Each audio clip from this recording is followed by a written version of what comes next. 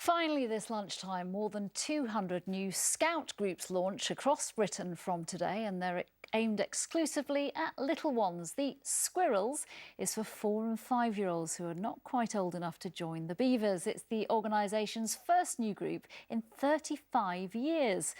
Scouting was founded by Robert Baden-Powell back in 1907. The intention was to teach boys everything from woodcraft to self-discipline. It proved so popular that there was soon demand for younger sections. The Cubs came along in 1916. With the Beavers launch for those aged between 6 and 8 in 1986. A few years later, girls were allowed to join all parts of UK Scouting. Well, I'm delighted to be joined by the adventurer, presenter and most importantly, Chief Scout Bear Grylls. Bear, thanks for joining us. Why this? Why now?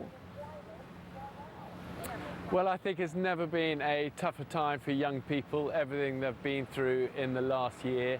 And this is such a positive, exciting thing for the Scouting family to be opening up to this wider age range.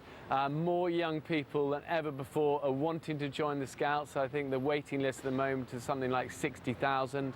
So the call is obviously also for as many new adult volunteers to come and help us with this. But this new younger age range of Squirrels, as you say, is a really exciting thing for that young age group to get access to the friendships and the fun and the adventures and the kind of community and connection that children so need. Is an amazing thing to witness.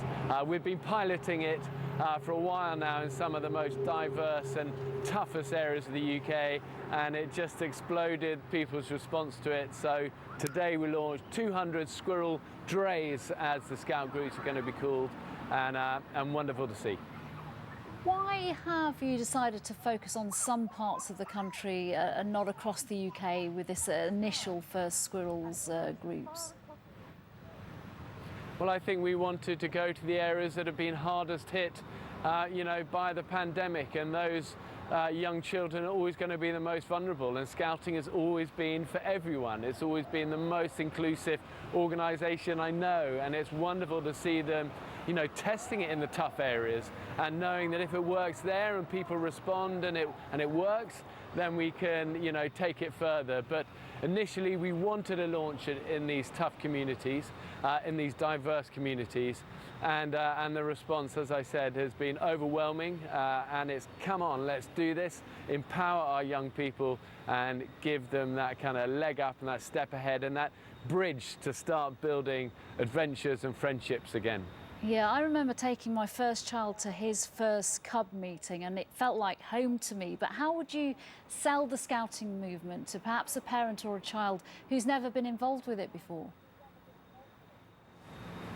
Well, first of all, lovely to hear that you had that experience, and I get people every day coming up to me the same things, but people from every sort of background, every part of the country, and it's the power of Scouts. It has that wonderful reach, that inclusiveness, and it's all about giving young people life skills and giving them a taste of the outdoors, and that kind of spirit of resilience that I think young people need. We've got many cool new badges for these Squirrels.